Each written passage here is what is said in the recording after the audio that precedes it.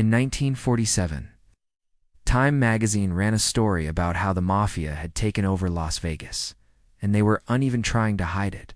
In fact, they were flaunting it in Time's face.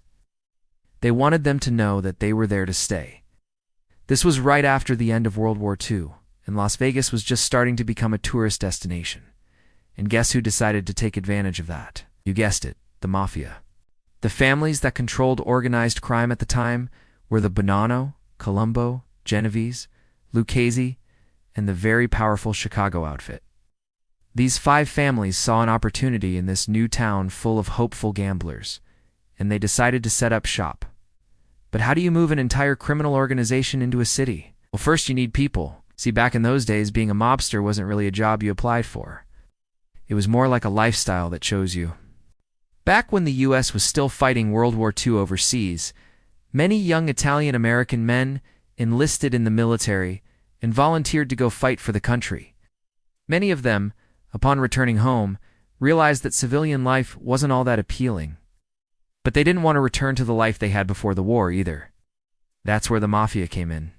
The mafia offered these men a new purpose and a way of making money that could be much more profitable than anything they could earn working a regular job. So many of them accepted the offer. But there was another group of people who also made their way to Las Vegas around this time. In this group, they didn't have to be asked twice to join the mafia. They were Jewish gangsters who had also fought in World War II, many of them in the Israeli Defense Forces.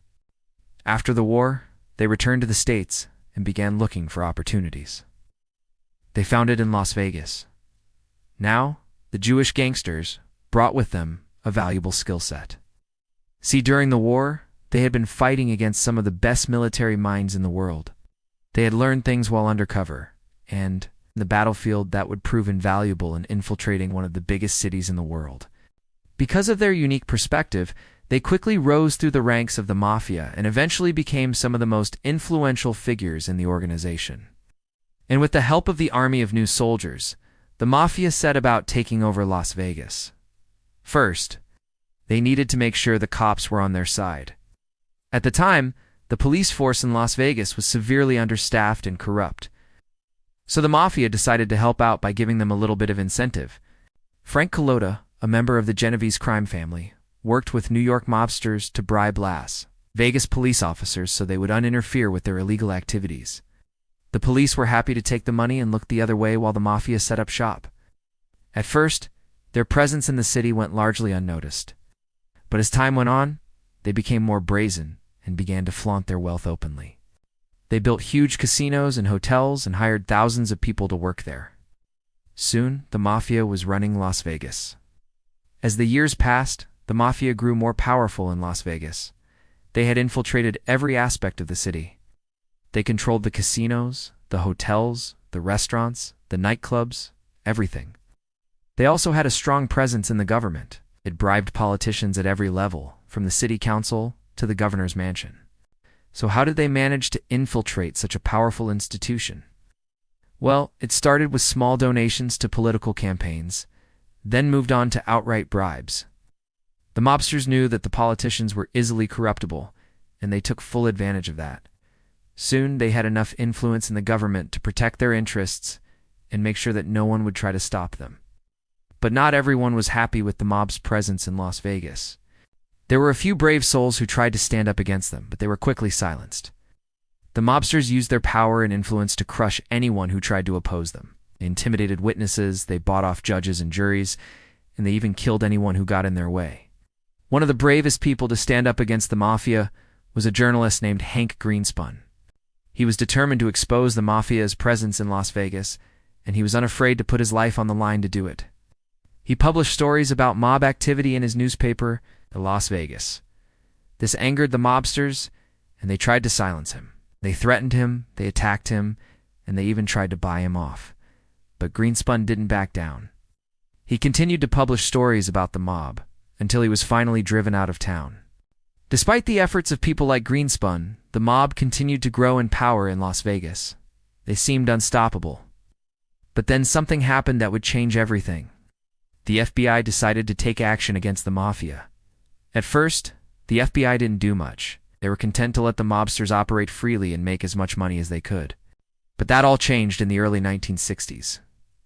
The FBI began to crack down on the mafia, its illegal activities, and soon they were arresting mobsters left and right.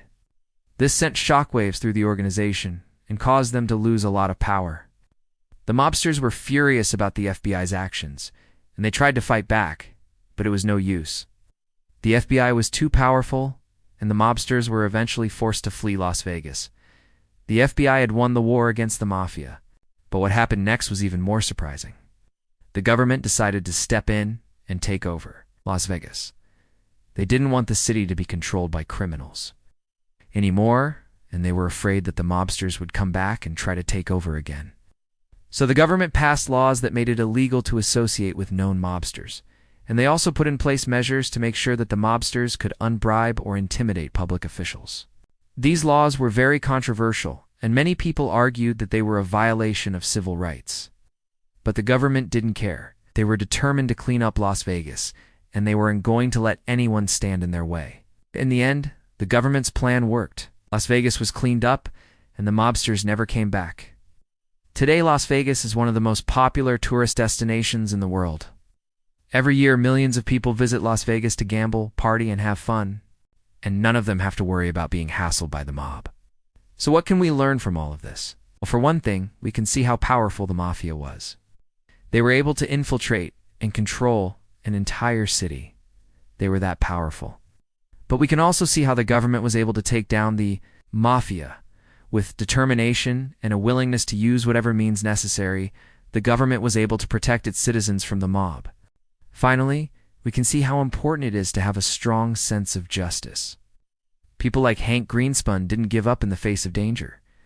They stood up for what they believed in, and they made a difference. If you enjoyed this video, I highly recommend watching another video I did about how the mafia took over America. And if you want to watch more videos about the mafia, then check out my channel. I've got tons of great content there. Thanks for watching.